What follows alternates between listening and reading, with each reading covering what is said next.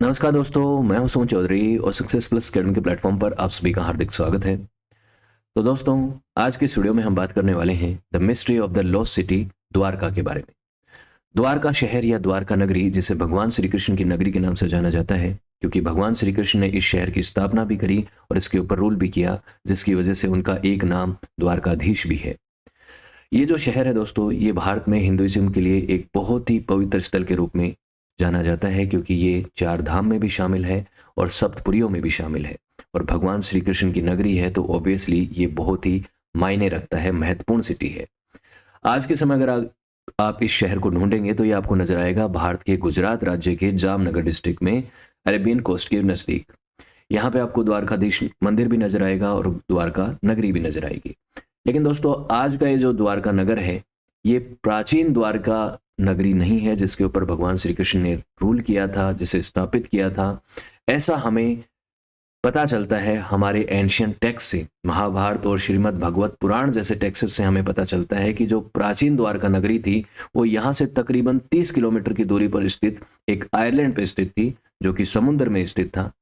और वहां पे भगवान श्री कृष्ण ने एक शहर बसाया था जो कि इवेंचुअली डूब गया। अब ऐसा कोई आइलैंड हमें आज के समय दिखता नहीं है। तो एक लंबे समय तक ये जो बातें हमारे एंशियंट टेक्स्ट्स में लिखी गई, इनको मिथ मान लिया गया, इन्हें अस्वीकार किया गया, इन्हें परिकल्पनाओं पे आधारित बता दिया गया कि एक परिकल्पनाओं पे आधारित द्वारका शहर का इसके अंदर वर्णन किया गया है। लेकिन रिसेंटली जब यहाँ पे आर्कियोलॉजिकल सर्वे हुए, आर्कियोलॉजिकल एविडेंसेस निकाले गए, जो मरीन आर्कियोलॉजिस्ट हैं, पुरातात्विक विभाग का एक डिपार्टमेंट होता है जो कि समुद्र के अंदर एक्सकेवेशन करता है, खुदाई करता है, उसने यहाँ पे कुछ ऐसे चीज़ों को निकाला, ऐसे तथ्यों को निकाला जिससे पता चलता है कि यहाँ पे एक शहर था और एक आयरलैंड था, जिसके ऊपर एक बार नहीं कई बार सभ्यताओं ने जो है अपने अपने आप को पालन पोषण किया है, और उसके बाद वो शहर डूब गया, वो आइलैंड डूब गया। तो वो जो टेक्सेस में लिखी हुई बातें हैं और आज के समय जो आर्कियोलॉजिकल एविडेंस निकाले गए, दोनों में कितनी सिमिलरिटीज़ हैं, कितनी डिससिमिलरिटीज़ हैं, और आज के समय खुदाई में यहाँ पे क्या क्या निकला है, इन तमाम चीज़ों के बारे में हम चर्चा करेंगे, उनके बारे में डिस्कशन करेंगे कि महाभारत में लिखी हुई बातें, श्रीमद् भगवत पुराण में लिखी गई बातें कितनी सही हैं, और वो बातें अगर सही हो जाती हैं पूरी तरह से, तो ये कितना बड़ा सिग्निफिकेंट डेवलपमेंट है कि आपके जो इपिक हैं, रामायण महाभारत, जो चीज़ें लिखी गई हैं वो सही पाए जाते हैं, और बहुत सी चीज़ें उनमें एक तरह से उनको लीगल हिस्ट्री के तौर पे देखा जाएगा, उनको मिथक नहीं माना जाएगा। तो ये बहुत बड़ी बात है और बहुत बड़ा डेवलपमेंट है, और ये डेवलपमेंट आने वाले समय में भी चलेगा कंटिन्यूसली। इसके ऊपर जब चीज़ें रिसर्च होंगी और पुरातात्विक एविडेंसेस निकाले जाएंगे तो चीज़ें आपको पता चलेंगी। तो प्राचीन जो द्वारका शहर है, जो भगवान श्री कृष्ण की नगरी है, जिसे एक बहुत ही कमाल का मैग्निफिसेंट शहर माना जाता था, उसकी अभी हम बात करेंगे, दोनों एंगल से बात करेंगे। जो कि हमारे प्राचीन ग्रंथों में लिखा गया है उसमें क्या पता चलता है, और खुदाई के माध्यम से जो हमें सोर्सेस मिले हैं उससे हमें क्या पता चलता है, और उसके बाद हम किस नतीजे पे पहुंच पाते हैं। अब एक बात आपको पता होनी चाहिए कि जब भी आर्कियोलॉजिकल एविडेंसेस निकाले जाते हैं और कुछ भी चीज़ें निकाली जाती हैं, एक शहर की परिकल्पना की जाती है, तो हिस्टोरियंस अपने हिसाब से फिर हिस्ट्री को देखते हैं कि यहाँ पे ये शहर था, ऐसी पोट्री मिली है, ऐसा घर का मलबा मिला है, ऐसी चीज़ें मिली हैं, उनकी कार्बन डेटिंग वगैरह होती है, सभी चीज़ें होती हैं, और उसके बाद उसका एक जो है पूरा वो बनाया जाता है कि ये ऐसा, कि ये शहर ऐसा रहा होगा, ऐसी इसमें चीज़ें रही होंगी, ऐसा कल्चर रहा होगा। तो वो जो है परिकल्पनाएं जो हैं उन चीज़ों के तथ्यों के आधार पर तैयार की जाती हैं। कोई लिखित सोर्स जो होता नहीं है, इसकी वजह से चीज़ें अपने हिसाब से लोग जो है उसको आकलन करते हैं और अपने हिसाब से उसका एस्टिमेट लगाते हैं। तो हम भी एक ओपिनियन पे पहुंचेंगे, और जो जो जो माने हुए आर्कियोलॉजिस्ट हैं उन्होंने कहा उसको भी समझेंगे, और उसके हिसाब से क्या किस नतीजे पे पहुंचा जा सकता है उसको समझेंगे। ठीक है। तो ये जो द्वारका शहर है ये बहुत ही सिग्निफिकेंट है, ऑब्वियसली हिंदू रिलीजन के लिए तो है ही, लेकिन हिस्ट्री के पर्सपेक्टिव से भी है, क्योंकि अगर ये शहर उसी दौर का है, महाभारत काल जिसमें बताया गया है, और इसकी मदद से हम महाभारत काल को निकाल पाएं और उसके बाद उस समय की हिस्ट्री को निकाल पाएं, तो ये हमारे लिए एक बहुत बड़ा डेवलपमेंट होगा। तो ये जो शहर है ये भगवान श्री कृष्ण की नगरी मानी जाती थी, भगवान श्री कृष्ण का किंगडम माना जाता था, और उस किंगडम के अंदर ये राजधानी भी थी। तो ये बात हमें महाभारत और भगवत पुराण से पता चलती है। अब महाभारत को मान लीजिए, भगवत पुराण को मान लीजिए, भगवान श्री कृष्ण को मान लीजिए, इन सभी चीज़ों को बहुत जगह बहुत से लोग जो हैं माइथोलॉजी में काउंट करते हैं, और हिंदुइज्म में इन्हें इतिहास की तरह देखा जाता है। और मैंने महाभारत के ऊपर रिसेंटली वीडियो भी बनाया था, रामायण के ऊपर भी बनाया था कि भाई ये घटनाएं सच्ची हैं या फिर फिक्शनल हैं।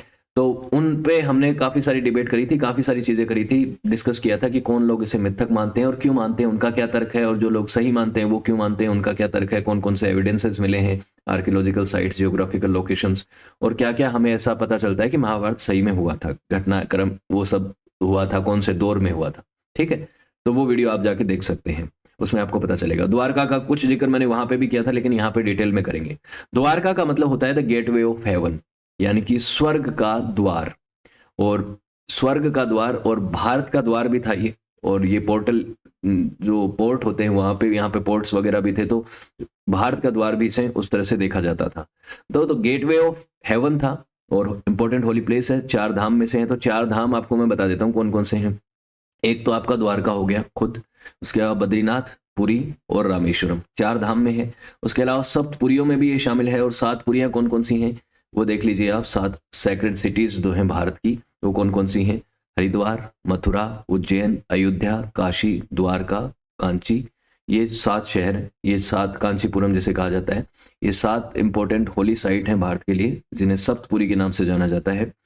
और ये जो शहर है, इसको एक लंबे समय तक, जो स्पेशली आपका, बाकी तो सभी अंदर हैं, ये बाहर था जो कि मिलता नहीं था पहले के समय पे आपका द्वारका, और द्वारका को ढूंढा नहीं गया था, तो इसे एक मिथक मान लिया गया था एक लंबे समय तक। लेकिन अभी इससे पता चलती है, तो एक अलग कहानी आपको सामने नजर आएगी। तो इससे आपको कौन कौन से सवालों के जवाब मिलेंगे और कौन कौन से सवालों की तलाश में हैं आप।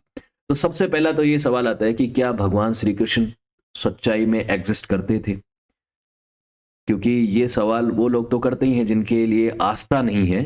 जैसे जिनकी आस्था है भगवान श्री कृष्ण में और हिंदुइज्म में, वो भगवान श्री कृष्ण की एग्जिस्टेंस में कभी सवाल नहीं उठाएंगे। लेकिन जिनकी आस्था नहीं है, जो कि सिर्फ चीज़ों को तथ्यात्मक तौर पे देखना चाहते हैं, तो वो ये जानना चाहेंगे कि क्या भगवान श्री कृष्ण एग्जिस्ट करते थे, क्या द्वारका एग्जिस्ट करता था, ऐसा शहर जिसकी व्याख्या की गई है कि इतना मैग्निफिकेंट सिटी थी, जिसके द्वार तक सोने के थे, वो क्या एग्जिस्ट करता है, उसकी बात करेंगे। क्या महाभारत एक हिस्टोरिक टेल है? इसको हमने काफी डिटेल में डिस्कस किया है ऑलरेडी, क्योंकि सिर्फ द्वारका के आधार पे नहीं, बाकी भी बहुत सारी चीजें हैं जिससे हम महाभारत को हिस्टोरिक होने या ना होने के बारे में डिस्कस कर सकते हैं। उसके बाद महाभारत वॉर हुआ था क्या? उसके बाद अगर ये जो द्वारका सिटी थी ये एग्जिस्ट करती थी, तो ये कब समुद्र में सबमर्ज हुई और कैसे हुई, इसकी हम बात करेंगे। तो ये सारे सवाल जो हैं वो आपके सामने उभर के आते हैं जब ऐसी कोई रिसर्च होती है, ऐसी कोई आर्कियोलॉजिकल खुदाई होती है, एक्सकवेशन होता है। सबसे पहले हम बात कर लेते हैं कि हमारे जो एंशिएंट हिंदू टेक्स्ट हैं उनके अंदर द्वारका का क्या मेंशन है और क्या उसके बारे में इंफॉर्मेशन हमें मिलती है। तो सबसे पहले श्रीमद् भगवत पुराण और महाभारत, इन दो में इसका इंपॉर्टेंट जिक्र मिलता है, जो कि दोनों ही वेद व्यास जी की रचनाएं हैं। वेद व्यास जी ने महाभारत का ओरिजिनल स्वरूप लिखा था, जिसके बारे में मैंने आपको बताया था, जया जिसका नाम था, जिसमें तकरीबन 8,500 के आसपास श्लोक थे। उसके बाद over the period of time उसका डेवलपमेंट हुआ। श्रीमद् भगवत पुराण भी उन्होंने लिखा था। तो इन दोनों ही चीज़ों के अंदर महाभारत, जो कि कौरवों और पांडवों के बीच के युद्ध की कहानी है, उनके हस्तिनापुर के ऊपर कंट्रोल की बात है, और उसके अतिरिक्त भी उन तमाम कैरेक्टर्स के बारे में बताती है जो कि महाभारत में शामिल थे। उसमें भगवान श्री कृष्ण भी थे, कौरव पांडव भी थे, और भी कई लोग शामिल थे जो जो उस युद्ध में पार्टिसिपेट भी कर रहे थे, और उनके रिश्तेदार वगैरह भी थे। उसमें जरासंध का भी जिक्र है। तो इन तमाम लोगों का जिक्र है। तो उसमें द्वारका का भी बात हो रखा है, द्वारका की भी जिक्र कर रखा है।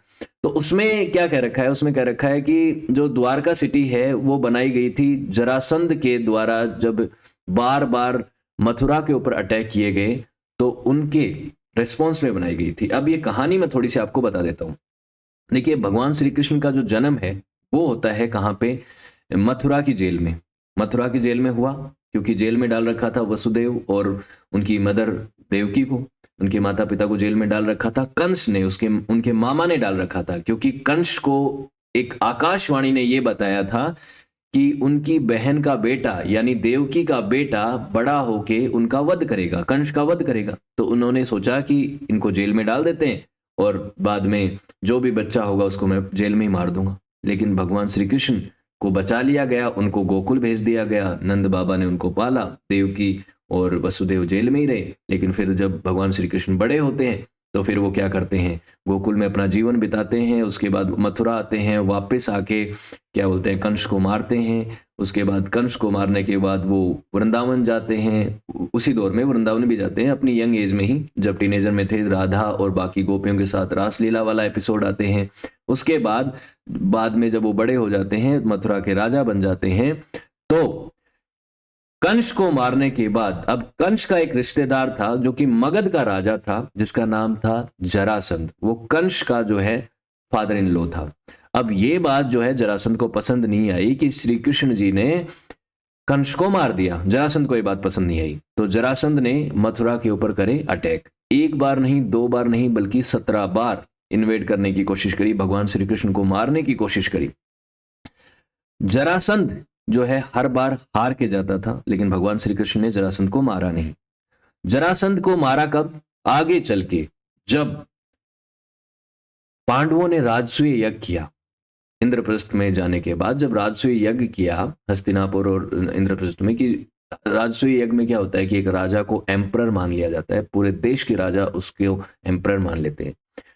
तो युधिष्ठिर ने कहा कि जरासंध तो उनको एम्परर स्वीकार नहीं करेगा, राजसूय यज्ञ तो सफल नहीं हो पाएगा। तो ये बात भगवान श्री कृष्ण को भी पता थी। तो जरासंध को मारने की बात आई, तो उसके बाद मल्ल युद्ध में, द्वंद्व युद्ध में भीम ने जरासंध को मारा था। और जरासंध की एक और कहानी थी इसमें कि उसको 2 हिस्सों में फाड़ के अलग अलग तरफ डायरेक्शन में फेंका जा सकता था, तभी वो मर सकता था, अदरवाइज नहीं। क्योंकि जरासंध जब पैदा हुआ था 2 हिस्सों में पैदा हुआ था। फिर जरा नाम की एक जो राक्षसनी थी उसने इनको जोड़ा था, तो इसकी वजह से ही उस जरा के नाम पे इसका नाम जरासंध पड़ गया। तो जरा नाम की एक राक्षसनी का भी जिक्र होता है महाभारत में, और जरा नाम के एक उस व्यक्ति का भी जिक्र होता है जिसने भगवान श्री कृष्ण की गलती से जान ली थी। उसका नाम भी जरा था, लड़का था वो एक घुमक्कड़ लड़का था, जो कि मतलब आदिवासी टाइप था, जिसने भगवान श्री कृष्ण के पैर पे तीर चला दिया था। तो उसका नाम भी जरा था, और जिसने जरासंध को जोड़ा था उसका नाम भी जरा था। तो जरासंध की कहानी, जो मगध का राजा था, उसकी कहानी हमें महाभारत में मिलती है। और उससे ये पता चलता है कि उसने बार बार इन्वेजन किया था मथुरा का, जिसकी वजह से 17 बार तक उसको हराने के बाद भगवान श्री कृष्ण ने सोचा कि अब मथुरा का वैसे ही बहुत नुकसान हो चुका है, मथुरा से हमें अपने आप को शिफ्ट कर लेना चाहिए। तो उन्होंने यदु वंश को अपने साथ ले जाकर यहाँ पे द्वारका में जाके क्या किया, एक नया शहर स्थापित किया। समुद्र के अंदर जाके एक शहर स्थापित किया, समुद्र के अंदर एक द्वीप बनाया। और द्वीप भी माना जाता है कि समुद्र देव से रिक्वेस्ट करके कहा था कि हमें थोड़ी सी भूमि दे दो। भूमि दे दो का मतलब है कि समुद्र से वो भूमि निकली थी बाहर, और समुद्र से बाहर निकली, उसके ऊपर विश्वकर्मा जी की मदद से, विश्वकर्मा जिनको गॉड ऑफ आर्किटेक्ट माना जाता है, जिन्होंने इंद्रप्रस्थ भी बनवाया था भगवान श्री कृष्ण के कहने पर, वो आके जो है इस नगरी का निर्माण करते हैं, जिसका नाम द्वारका पड़ता है। उसके ऊपर भगवान श्री कृष्ण रूल भी करते हैं। तो ये जो कहानी है ऐसे बताई गई है श्रीमद् भगवत पुराण में भी और महाभारत में भी। तो भगवान श्री कृष्ण के जीवन में जो जो इंपॉर्टेंट जगह थी वो कौन कौन सी थी? जन्म उनका कहाँ पे होता है? मथुरा में। फिर गोकुल में बचपन बीतता है, वृंदावन में उनका टीनेजर जो जीवन है, बचपन के बाद जो थोड़े बड़े होते हैं तो जब कृष्ण लीला होती है वो वृंदावन में होती है। फिर उसके बाद उनकी पढ़ाई का जो समय था वो उज्जैन में होता है, और द्वारका में आके, और पहले मथुरा में और फिर द्वारका में आके वो रूल करते हैं। और फाइनली उनकी जब डेथ होती है वो कहाँ पे होती है? वेरावन में, जहाँ पे जरा नाम का एक हंटर जो है वो उनके पैर में एक बाण मार देता है और उनकी मृत्यु हो जाती है। कुरुक्षेत्र वॉर में भी उससे पहले उन्होंने पार्टिसिपेट एज ए वॉरियर नहीं किया, बल्कि सारथी के तौर पे उन्होंने पार्टिसिपेट किया। अर्जुन के सारथी वो बन के रहे पूरे महाभारत युद्ध में, पांडवों को उन्होंने सपोर्ट किया। ठीक है, तो इस तरह से कहानी महाभारत में बताई गई है कि द्वारका शहर क्यों बसाया गया था, क्योंकि जरासंध ने बार बार अटैक किए थे। और फाइनली मथुरा से सारे यदुवंश ने और भगवान श्री कृष्ण ने छोड़ के जाके द्वारका में अपने आप को स्टैब्लिश कर लिया, और वहां पे उन्होंने एक नई राजधानी और नया शहर बसाया। और इसमें यह भी कहा गया है कि कुशस्थली नाम की जगह के पास, उसके नजदीक भगवान श्री कृष्ण ने द्वारका नगरी को बसाया था। तो ये कुशस्थली कहीं ना कहीं गुजरात के पास पड़ता था, ये क्षेत्र, उसके पास उन्होंने बसाया। इसमें देखिए कहा जाता है कि तकरीबन 900 से ज्यादा यहाँ पे प्लेसेस थे, बड़े बड़े महल थे जिनके सोने के द्वार थे, उनकी दीवारें और बहुत ही कमाल का महल बनाया गया, क्योंकि विश्वकर्मा जी ने बनाया था। विश्वकर्मा जो कि एक आर्किटेक्ट के देवता थे, उन्होंने बनाया, तो बहुत कमाल का ही शहर बनाया ऑब्वियसली।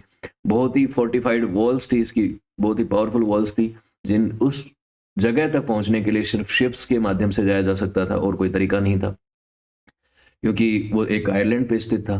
तो इस तरह से चीज़ें बताई गई हैं इन एंशियंट टेक्सेस के अंदर। उसके अलावा भगवत पुराण में इसका और ज़्यादा डिस्क्रिप्शन दिया गया है कि किस तरीके का कमाल का मैग्निफिसेंट शहर था ये। उसके बारे में डिटेल बताई गई कि बहुत ही बढ़िया शहर था, जो कि प्रीसियस मेटल्स और जो स्टोन्स थे उनसे बना हुआ था। उनकी दीवारें वगैरह ज्वेल्स लगे हुए थे बहुत ही कीमती, और यहाँ पे बहुत ही सुंदर गार्डन भी थे जिनमें बहुत ही खूबसूरत और खुशबूदार फ्लावर्स लगे हुए थे। ये बातें हमें पता चलती हैं द्वारका शहर के बारे में भगवत पुराण में भी।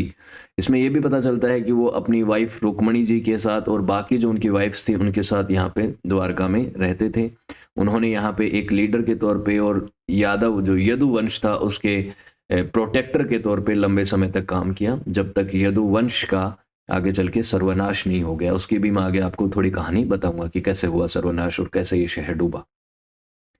अब महाभारत युद्ध में द्वारका ने एक इंपॉर्टेंट रोल अदा किया। द्वारका एक केंद्र के हिसाब से देखा जाए, द्वारका एक भगवान श्री कृष्ण ने तो निभाया है, लेकिन द्वारका नगरी ने, द्वारका की सेना जो कि इनकी सेना थी भगवान श्री कृष्ण की, नारायणी सेना, उसने कौरवों की तरफ से युद्ध लड़ा। और भगवान श्री कृष्ण ने खुद पांडवों की तरफ से अपने आप को प्रोजेक्ट किया। उन्होंने सपोर्ट किया पांडवों को कुरुक्षेत्र वॉर में। तो दोनों के साथ क्लोज रिलेशंस थे भगवान श्री कृष्ण के। उन्होंने एक शांति दूत की भी भूमिका निभाने की कोशिश करी, लेकिन वो शांति जो है वो निभी नहीं, ऑब्वियसली कौरवों ने इसे स्वीकार नहीं किया।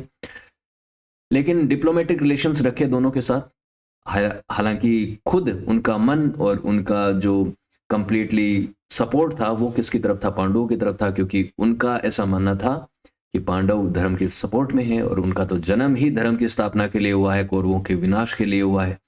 तो कुरुक्षेत्र वॉर में पांडवों को उन्होंने सपोर्ट किया, वो अर्जुन के सारथी रहे, अर्जुन को उन्होंने सपोर्ट भी किया, गाइड भी किया, और महाभारत युद्ध में जीत हासिल करने में बहुत इंपॉर्टेंट रोल उनका रहा। उनकी नारायणी सेना भले ही उस युद्ध में दुर्योधन की तरफ से लड़ाई लड़ रही थी, क्यों? क्योंकि दुर्योधन ने भी उनका सपोर्ट मांगा था, अर्जुन ने भी उनका सपोर्ट मांगा था। तो अर्जुन ने भगवान श्री कृष्ण को मांग लिया और दुर्योधन ने उनकी नारायणी सेना को मांग लिया। तो उनकी नारायणी सेना इसमें बहुत ज्यादा मारी गई थी। तो ये महाभारत युद्ध में हुआ। उसके बाद जब महाभारत में ही ये बताया गया है कि जब महाभारत के बाद तकरीबन 36 साल बाद, महाभारत युद्ध खत्म होने के 36 साल बाद, भगवान श्री कृष्ण तकरीबन 125 साल की आयु में धरती छोड़ के जा रहे थे, स्वर्ग की यात्रा पे जा रहे थे, उनकी मृत्यु हुई। तो उसके बाद ये जो शहर था, ये जो द्वारका नगरी थी, ये डूब गई। इसकी बाद ये भी मेंशन है कि अर्जुन को बहुत दुख हुआ भगवान श्री कृष्ण के जाने का। उन्होंने द्वारका गए, भगवान श्री कृष्ण के अंतिम दर्शन करे, और उसके बाद द्वारका के लोगों को वो अपने साथ हस्तिनापुर भी ले आए। और उसके बाद ये जो शहर है ये पूरी तरह से डूब गया, और वहीं से कलयुग की शुरुआत होती है। आप जानते हैं अभी जो युग चल रहा है हिंदुइज्म के हिसाब से, ये कलयुग है। 4 युग माने जाते हैं जिनको चतुर्युगी माना जाता है। तो चतुर्युग में जो सबसे बड़ा और सबसे लंबा युग है, जिसे गोल्डन पीरियड कहा जाता है, कृतयुग या सतयुग कहा जाता है। उसके बाद त्रेता युग हुआ जिसमें भगवान श्री राम का अवतार हुआ था, द्वापर युग जिसमें भगवान श्री कृष्ण का अवतार हुआ था, जिसे ब्रॉन्ज एज माना जाता है, और फिर अभी जो एज चल रही है इसे आयरन एज या कलयुग कहा जाता है हिंदुइज्म के हिसाब से। 4 युग, और ये युग चलते रहते हैं, चेंज होते रहते हैं। कलयुग समाप्त होगा, एक बहुत बड़ा विनाश होगा ऐसा माना जाता है, और उसके बाद नया चतुर्युग शुरू हो जाएगा, फिर सतयुग होगा, फिर त्रेता आएगा, फिर द्वापर, फिर कलयुग। और ऐसा माना जाता है कि अभी तक 27 चतुर्युगी खत्म हो चुके हैं, ये 28वीं चल रही है, तो 28वां कलयुग है ये। उसके बाद अगली बार जब ये कलयुग समाप्त होगा तो 29वां जो है सतयुग स्टार्ट होगा। ठीक है, तो ये युग साइकिल है हिंदुइज्म के हिसाब से। तो त्रेता युग खत्म हुआ तब भगवान श्री राम का जब उन्होंने धरती को छोड़ा था तो त्रेता युग खत्म हुआ, और भगवान श्री कृष्ण ने जब धरती को छोड़ा तो क्या है, ये द्वापर युग खत्म हुआ और कलयुग की शुरुआत होती है। तो ये चीज होती है। तो ये बात है कि ओशन जो था जिससे धरती मांग के उसके ऊपर एक शहर बनाया गया था, द्वारका शहर बनाया गया था, वो वापस समुद्र के अंदर डूब गया। भगवान श्री कृष्ण का जो महल है वो सुरक्षित रहा अंदर, लेकिन बाकी जो है सब कुछ डूब गया। ऐसा माना जाता है। ठीक है, ये उन टेक्सेस के अंदर मिलता है। लेकिन यहाँ से एक और बात है कि भगवान श्री कृष्ण की मृत्यु कैसे हुई और ये शहर डूबा क्यों, यदुवंश का क्या हुआ। तो जब महाभारत युद्ध हुआ था तो आप जानते हैं कि कौरवों का पूरी तरह से विनाश हो गया, उनका वंश खत्म हो गया। और कौरवों की जो मदर थी, 100 कौरव थे, आप जानते हैं, दुर्योधन और उनके 99 भाई। तो उनकी मदर जो थी वो थी गांधारी, जो अपनी आंख पे पट्टी बांध के रहती थी अपने पति के लिए, क्योंकि उनके पति अंधे थे। पत्नी पतिव्रता स्त्री थी वो बहुत, और बहुत ही बड़ी भगवान शिव की भक्त थी। तो उन्होंने अपने वंश को खत्म होते हुए देख वो बहुत गुस्सा हो गई और नाराज होकर भगवान श्री कृष्ण को उन्होंने श्राप दे दिया और कहा कि ये जो वंश है ये आपकी वजह से खत्म हुआ है, आप चाहते तो ये युद्ध रुक सकता था। तो भगवान श्री कृष्ण ने कहा, हाँ मैं चाहता तो रुक सकता था, लेकिन ये युद्ध रुकना नहीं चाहिए था, क्योंकि यही सही था। तो गांधारी और ज्यादा क्रोधित हो जाती हैं और वो भगवान श्री कृष्ण को श्राप दे देती हैं और कहती हैं कि जैसे मेरा कुल विनाश हो गया, मेरे कुल का विनाश हो गया, उसी तरह से तुम्हारा भी कुल पूरी तरह से खत्म हो जाएगा, उसका विनाश हो जाएगा, यानी यदुवंश का अंत हो जाएगा और आपस में लड़ झगड़ के वो मारे जाएंगे। ये एक श्राप था। और इसके अलावा इनका एक बेटा भी था भगवान श्री कृष्ण का, सांब, उनको भी एक श्राप था जो ऋषि मुनियों ने दिया था कि तुम्हारा ये जो लड़का है, तुम्हारी वजह से आगे चल के इस वंश का विनाश होगा। तो वो विनाश 2 वजहों से हुआ, और विनाश हुआ, ये जो यदुवंश है ये आपस में लड़ा झगड़ा, और भगवान श्री कृष्ण की भी मृत्यु जो है वो एक एक्सीडेंटल के थ्रू हुई। यहाँ पे इनके पैर में एक घाव था पहले से, उस घाव के ऊपर एक जरा नाम के युवक ने, जो कि घुमक्कड़ था, जो कि शिकारी था, उसने दूर से वाण मारा। उनको पता नहीं था कि वो वहां पे कोई इंसान है, कोई सो रहा है, भगवान श्री कृष्ण वहां पे सो रहे हैं, ऐसा कोई पता नहीं था। लेकिन उनका वाण लगा और भगवान श्री कृष्ण की उसकी वजह से मृत्यु हो गई। तो ये यहाँ से उनका अंत होता है। और उसके अलावा जब उनकी मृत्यु होती है उसके बाद जो है ये शहर भी डूब जाता है, जो द्वारका नगरी थी वो भी डूब जाती है, और यदुवंश का भी यहाँ से बहुत अंत होता है। यदुवंश का भगवान श्री कृष्ण के जीते जी ही काफी अंत हो रहा था, काफी उनकी यदुवंश में काफी सारी लड़ाइयां चल रही थी, वो चीजें हुई। उसके बाद एक और कहानी है इसमें, जो एंशियंट एलियन थ्योरी को प्रमोट करने वाली थ्योरी है। इसमें महाभारत के ही सांब पुराण में, सभा पुराण पर्व जो है, उसमें यह बताया गया है कि द्वारका जो शहर है उसके ऊपर एक राजा ने फ्लाइंग मशीन, यानी कि एक तरीके की विमान से अटैक किया। विमान जो होते हैं, मतलब बेसिकली क्या होता है, आज के समय तो आप हवाई जहाज देखते हैं, एरोप्लेन्स वगैरह देखते हैं, जिसमें लड़ाकू विमान भी होते हैं और ट्रेवलिंग विमान भी होते हैं। लेकिन उस दौर में नहीं थे। आपको पता है कि कहीं पे भी विमान का तो उस समय कहाँ था, रामायण महाभारत में जिक्र जरूर मिलता है, लेकिन उस समय का कोई हमें ऐसा एविडेंस नहीं मिलता कि विज्ञान ने इतनी तरक्की कर ली थी कि कहीं पे भी विमान था। अगर होता तो आगे भी मिलता। तो विमान नहीं था, तो एक कहीं ना कहीं कई लोगों के मन में ये आती है थ्योरी कि क्या उस समय एंशियंट एलियंस ने इनके ऊपर अटैक किया था, इनकी नगरी के ऊपर। तो इस तरीके की थ्योरीज आती हैं। हालांकि इस थ्योरी को सपोर्ट करने के लिए किसी तरीके का कोई एविडेंस नहीं है कि ऐसी कोई टेक्नोलॉजी थी, ऐसा कोई पावरफुल फ्लाइंग मशीन थी, वेपन थे जो कि उड़ के किसी ऊपर अटैक कर सकते थे। तो उसमें तो ये मेंशन है महाभारत में कि एक इतना बड़ा विमान हमला हुआ और उसकी वजह से यहाँ पे अटैक होने की वजह से डिवास्ट हो गया ये शहर। तो ये 2 अलग अलग पर्वों में अलग अलग बातें हैं। एक तो ये कहती है कि भगवान श्री कृष्ण के बाद, उनकी मृत्यु के बाद जो है ये शहर जो है वो अपने आप जो है सबमर्ज हो गया समुद्र में। अब क्या आती है बातें, उसकी अब बात करेंगे। तो फाइनली हमारे दोबारा सवाल ये आता है कि अभी रिसेंटली जो आर्कियोलॉजिकल एविडेंस निकाले गए हैं उनसे हम इन मैटर्स के ऊपर क्या नतीजे पे पहुंच सकते हैं। तो आर्कियोलॉजिकल फाइंडिंग्स क्या है द्वारका के बारे में। 1930 के दशक से कई बार यहाँ पे एग्जीबिशंस हुए। द्वारका के आसपास के क्षेत्र में तकरीबन 30 किलोमीटर का जो क्षेत्र है द्वारका, जो आज का द्वारका है जामनगर डिस्ट्रिक्ट में, वहां से इसकी खुदाई होनी शुरू हुई। फिर उस समय कुछ ज़्यादा नहीं मिला, फिर 1960 के दशक में भी हुआ, कुछ ज़्यादा रिजल्ट उस समय भी नहीं मिले। लेकिन 1980 के समय पे यहाँ पे जो एक्सकवेशन हुआ है 79 के समय पे, यहाँ पे कुछ पोर्ट्री मिली। और वो पोर्ट्री जो है वो सिंधु घाटी सभ्यता वाली पोर्ट्री की जैसी नहीं थी, वो अलग पोर्ट्री थी, जो पेंटेड ग्रे वेयर जिसको बोलते हैं, PGW जिसे बोला जाता है, वो वाली पोर्ट्री मिली, जिसे महाभारत काल की पोर्ट्री भी माना जाता है, जिसे हालांकि वैदिक पीरियड की पोट्री माना जाता है, लेकिन इसका जो समय काल है वो अलग अलग है। अगर आप वैदिक पीरियड की बात करेंगे तो वो 1500 बीसी से 600 बीसी के बीच का समय माना जाता है कि भाई वेद 1500 बीसी के अराउंड लिखे गए, 600 बीसी तक कंप्लीट हुए, उसे वैदिक पीरियड कहा जाता है। और उसी के बाद कहीं ना कहीं रामायण महाभारत हुए हैं, ऐसा माना जाता है। लेकिन अगर जब आर्कियोलॉजिकल एविडेंस निकाल गए और चीज़ें यहाँ पे पता करी गई तो उसमें डेट्स भी काफ़ी पुरानी मिली, अलग अलग चीज़ें मिली। कैसे मिली उसकी अभी हम बात करेंगे। तो ये पोट्री मिली, इस तरीके की पोट्री मिली। एग्जैक्ट ये नहीं, ये तो एआई इमेज है, लेकिन इस तरीके की पोट्री जो है जिसे पेंटेड ग्रे पोट्री बोला जाता है, ग्रे वेयर बोला जाता है, ये यहाँ पे पोट्री मिली। फिर उसके बाद यहाँ पे कुछ फोर्टिफाइड फाउंडेशंस भी मिले। मतलब फोर्टिफाइड फाउंडेशंस का मतलब है जो किलेदार जो फाउंडेशंस है, मतलब यहाँ पे कोई किला था पुराना, और यहाँ पे जब निकली दीवारें निकली तो जो पुराने सोर्सेज हैं, एंशियंट टेक्स्ट हैं, उनमें कहा गया कि 50 पिलर थे इसके, 50 पिलर्स के ऊपर उनका महल बना हुआ था भगवान श्री कृष्ण का। लेकिन तकरीबन 30 पिलर मिल भी गए ऑलरेडी, हो सकता है और भी मिल जाए। समुद्र में खुदाई करना, एक्सकवेशन करना, आर्कियोलॉजिकल एविडेंस निकालना अपने आप में एक बहुत चुनौती वाला काम होता है। Over the period of time हो सकता है कितनी चीज़ें और मिलें और उनके हिसाब से और कोई दूसरा नतीजा निकल के आए, लेकिन अभी तक जो चीज़ें पता चल रही हैं उससे लगता है कि तकरीबन 2000 साल पुराना यहाँ पे एक कल्चर मिला है। 2000 साल पुराना, और एक कल्चर नहीं, कई कल्चर मिले हैं। ये एक के ऊपर एक, शहर के ऊपर शहर, जैसे होता है ना कि एक शहर है वो डिस्ट्रॉय हो गया, उसके ऊपर दूसरा शहर बस गया। कुछ 500 साल के बाद ये शहर भी जगह हो गया, इसके ऊपर और शहर बस गया। ऐसे करके माना जाता है तकरीबन 7 बार यहाँ पे शहर बसाए गए हैं। जैसे हड़प्पा में भी ऐसा माना जाता है कि जो मोहनजोदड़ो है उसके ऊपर 7 लेयर्स मिली हैं, वैसे ही यहाँ पे 7 लेयर्स मिली हैं।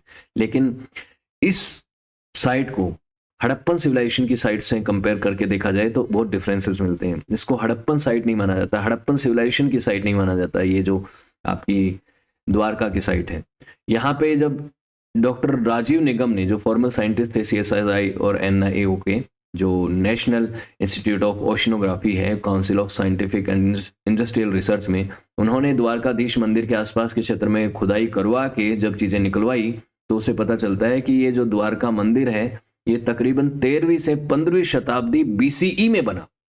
सोचिए कितना पुराना हो गया, यानी 1300 से 1500 BC पुराना मंदिर है ये। इतना पुराना मंदिर है ये, तो आप सोच सकते हैं कि 1500 BC के आसपास का ही समय माना जाता है वैदिक कल्चर की शुरुआत का। लेकिन उस दौर में तो मंदिर बन गया था। कल्चर की आप शुरुआत की बात कर रहे हैं, हिस्ट्री में हम पढ़ते हैं तो नॉर्मली क्या कहा जाता है कि 1500 BC से 600 BC के बीच में वैदिक पीरियड था। लेकिन यहाँ से 1300 से 1500 के बीच में तो द्वारकाधीश मंदिर बन गया। द्वारकाधीश मंदिर बना हुआ है, इसका मतलब श्री कृष्ण का जन्म हो चुका है, श्री कृष्ण की पूजा होने लग रही है, और उनसे पहले राम हुए हैं, उससे पहले वेद लिखे गए हैं। तो वेदों को आज के समय भले ही 1500 BC का माना जाता है, लेकिन जो प्राचीन टेक्स्ट हैं और प्राचीन कई ऐसे खुदाई के सोर्सेज और बहुत सारी ऐसी चीज़ें जिससे पता चलता है कि नहीं, उससे काफ़ी पुराने हैं, 5000, 6000, 7000, कितने साल पुराने हैं एग्जैक्ट हमें नहीं पता। लेकिन ये जो डेट्स हैं ये सिर्फ आज के समय सिर्फ कुछ चीज़ों के आधार पर निकाली गई हैं, ये सही नहीं है। हो सकता है आने वाले टाइम में इन चीज़ों को बहुत ज़्यादा करेक्ट किया जाए, ठीक है। तो ये चीज़ आप ध्यान रखिएगा। तो ये द्वारकाधीश मंदिर आज वाला नहीं, पुराना जो द्वारकाधीश मंदिर है उसकी बात हो रखी है। उसके बाद डॉक्टर SR राव ने, जो कि एक बहुत पुराने और बहुत ही वेल नोन इंडियन आर्कियोलॉजिस्ट हैं, उन्होंने भी जो है यहाँ पे जो खुदाई करवाई, तो उसके बाद जो सबमर्ज सिटी थी, जो मेट्रोपोलिस उसमें से मिले हैं, उनकी खुदाई करवाई और उनके हिसाब से उनकी जांच पड़ताल की गई। ना केवल भारत में बल्कि विदेशों में भी उनके अवशेषों को भेजा गया, उनकी डेटिंग करवाई गई। तो उससे जो कार्बन डेटिंग आई और तमाम तरीके की चीज़ें निकल के आई, उससे पता चलता है कि 1500 BC, 1300 BC उस समय पुराने मंदिर, उस समय पुराने कुछ कल्चरल आर्टिक्राफ्ट और ये सब चीज़ें मिली हैं। और उससे पुराना भी बहुत कुछ मिला है, तकरीबन 9000 साल पुरानी तक की यहाँ पे चीज़ें मिली हैं। तो 9000 साल पुराना भी यहाँ पे सिविलाइजेशन था। उसका ये नहीं कह सकते वहाँ पे वो 9000 साल पुराना भगवान श्री कृष्ण का ही जो द्वारका जो शहर था वही था, उसके ऊपर भी शहर बना हो सकता है। लेकिन उससे बहुत सी चीज़ें हमें पता चलती हैं कि यहाँ पे पुराने बड़े ऐसे बड़े बड़े महल थे और अलग अलग तरीके की चीज़ें यहाँ पे मिलती हैं। कुछ एआई इमेजेस के थ्रू इसको दिखाया गया है, लेकिन कुछ इमेजेस आपको रियल भी यहाँ पे नज़र आ जाती हैं। ऐसी ऐसी चीज़ें आपको नज़र मिलती हैं जिससे पता चलता है कि यहाँ पे बहुत बड़ा शहर रहा था।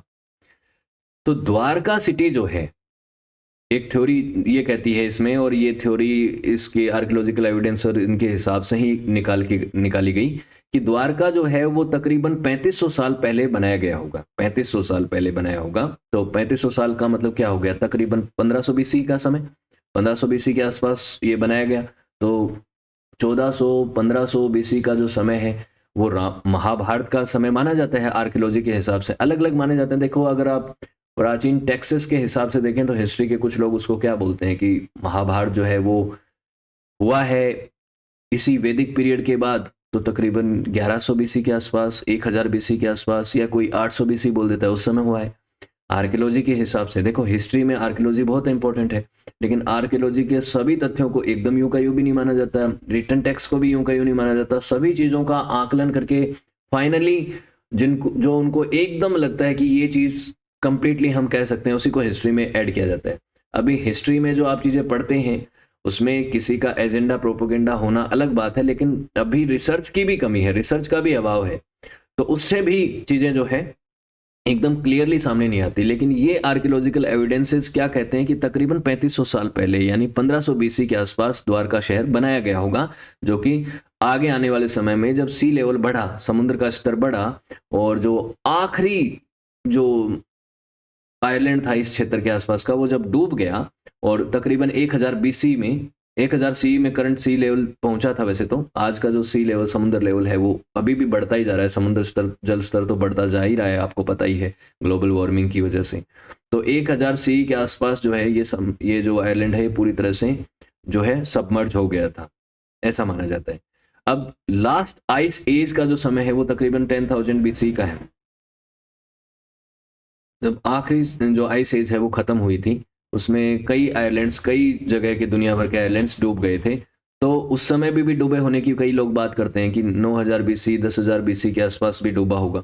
लेकिन फिर भी इस चीज़ को इतना ना मान के इस चीज़ के ऊपर ज़्यादा फोकस किया जाता है कि 3500 बीसी के आसपास ये शहर बसा हुआ था, और आज का सी लेवल जो पहुंचा उससे धीरे धीरे समुद्र स्तर ऊपर बढ़ा, और उसकी वजह से ये शहर डूब गया। 1000 सी में नहीं डूबा है ये, 1000 सी में तो ये समुद्र लेवल आया है। ये डूबा कब, उसकी भी बात अभी हम करेंगे कि कब डूबा। एग्जैक्ट डेट तो अभी तक उसके निकल के नहीं आई है कि कब डूबा होगा। तो द्वारका जो है वो एक हिस्टोरिक पोर्ट माना जाता है आज के समय के हिसाब से। जब उसकी रिसर्च करी गई, उसको जब उसको खुदाई में जो चीज़ें मिली हैं, उससे एक चीज़ और सामने निकल के आती है कि यहाँ पे एक पोर्ट भी था।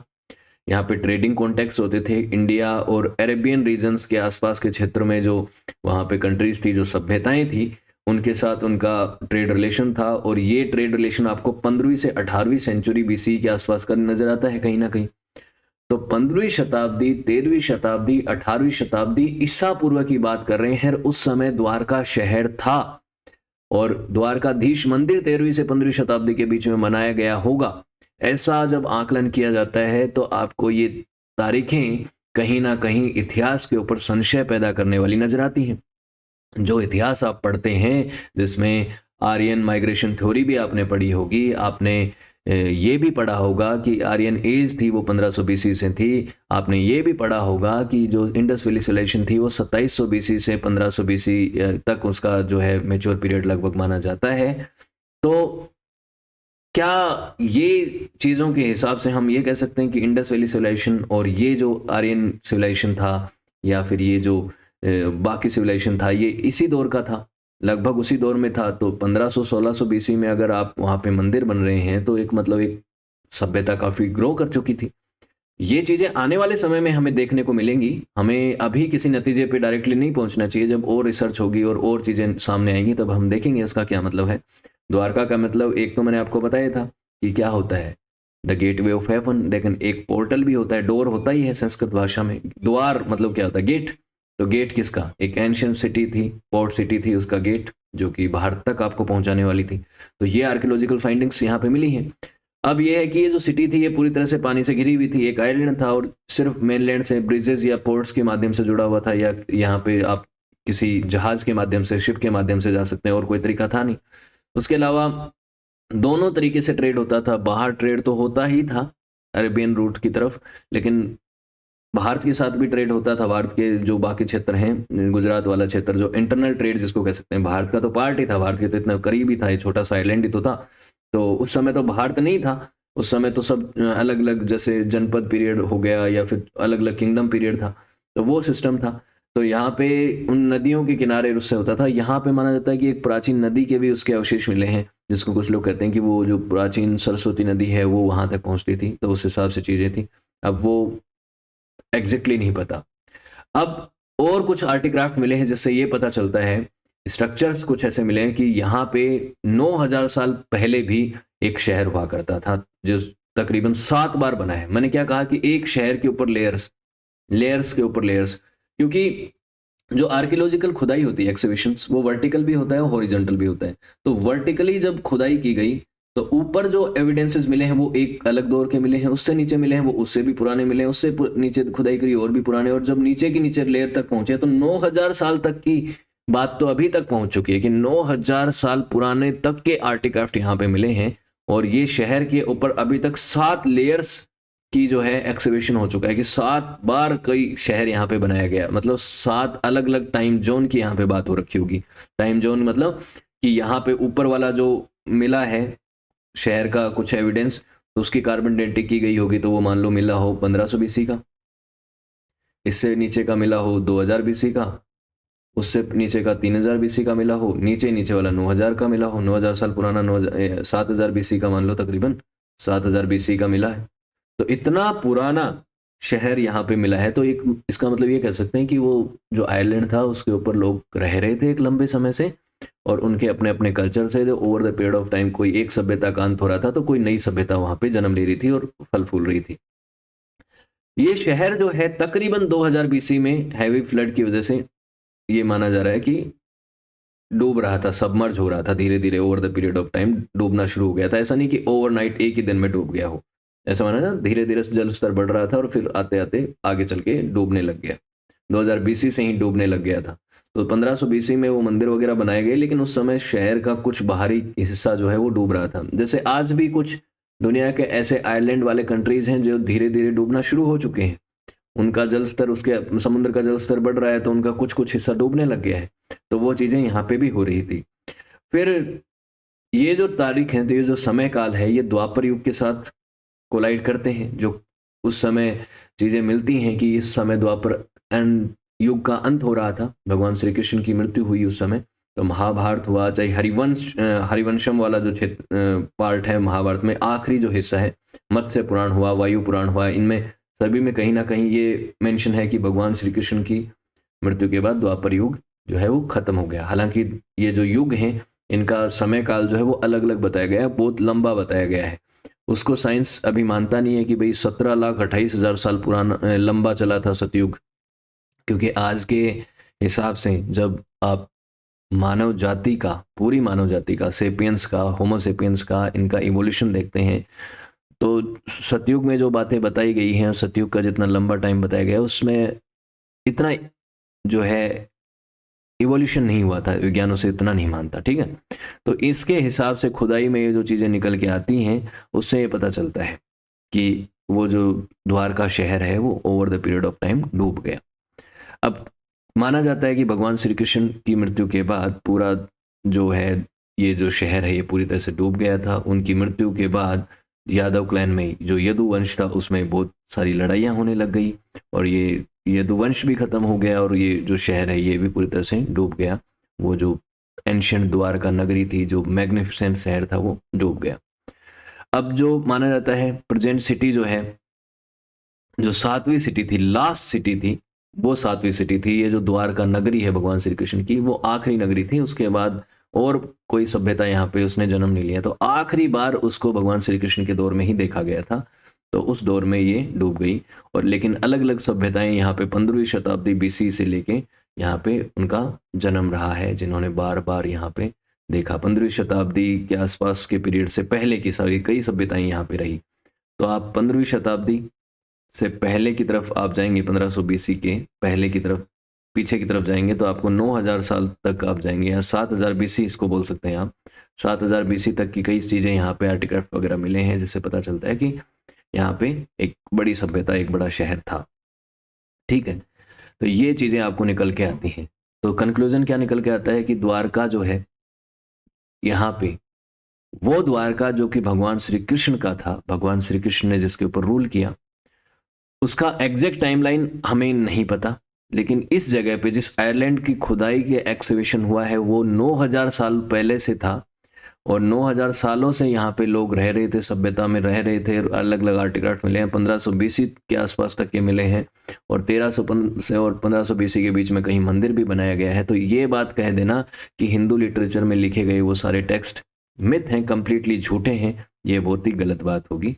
तो उसमें जो चीज़ें लिखी गई हैं वो बहुत हद तक सही है, हो सकता है सारी सही हो, लेकिन पूरी तरह से गलत तो नहीं है।